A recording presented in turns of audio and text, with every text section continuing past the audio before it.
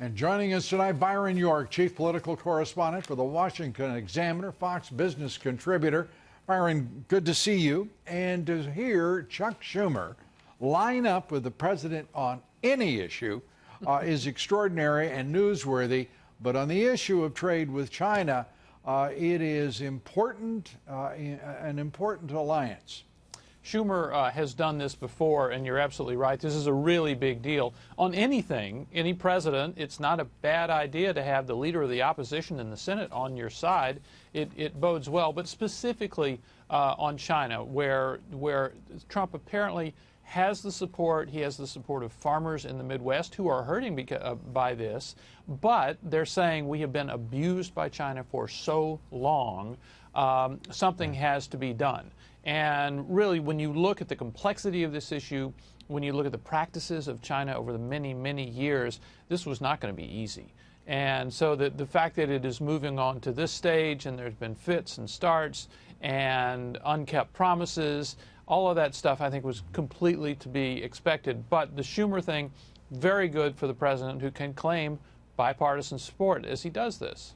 He can claim it, and in fact, it is very important in his negotiations with Xi Jinping, because allied with the Democratic Party and its leadership, the Chinese have to understand there will be but one result, and that will be the president's position, and he won't be second-guessed or undercut by many of the very same opponents within the Democratic Party who had undercut him for the first 2.5 years of his presidency.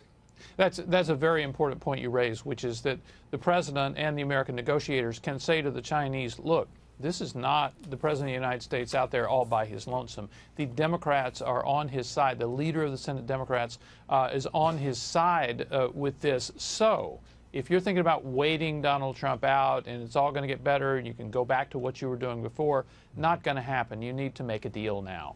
And it comes as the president was, if you will, preparing the battleground, saying to the Chinese that if you're going to wait me out, but I'm going to win 2020 and I'll be here waiting for you, and the deal will only get tougher and tougher. So the leverage is improving considerably. The president has plenty of it to begin with, but now this is a marked improvement of the prospects. I want to take up the issue of this rally tonight, where the president is going to be, as he always does, talking policy, the initiatives that he is driving, and yes, the politics, of course, as well. But now, with so much going on, whether it be the Federal Reserve, the drive to cut interest rates, to deal with the alliance that is, enlarging between Russia and China, and all that the president is contending with in foreign policy, this is now the 2020 election writ large in a matter of just weeks. Well, you know, Lou, you just listed a lot of really big and serious issues, but you know that a lot of the press coverage tonight about this will be whether the crowd says send her back again.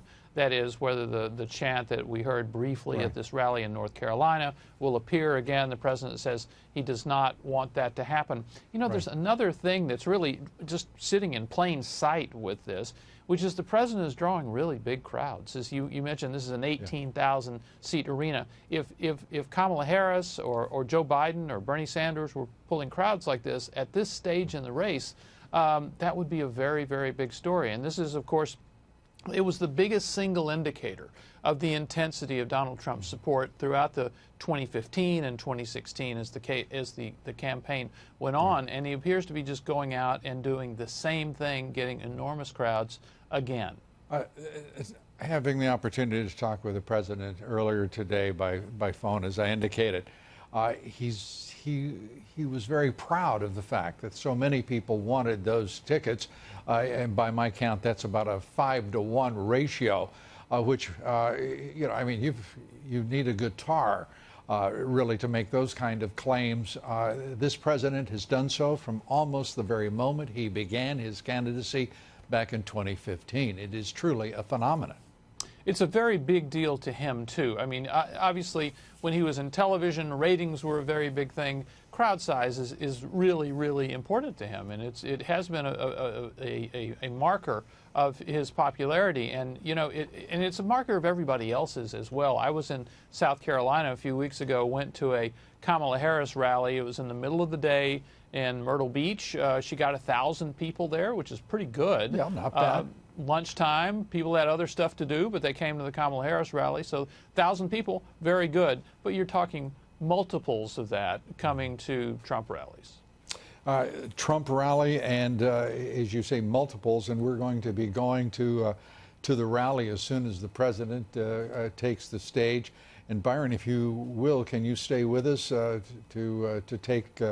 take part in the festivities as we try to watch what is happening politically to this president and the issues that he is going to take up. Always good to have you with us, and thanks for being here.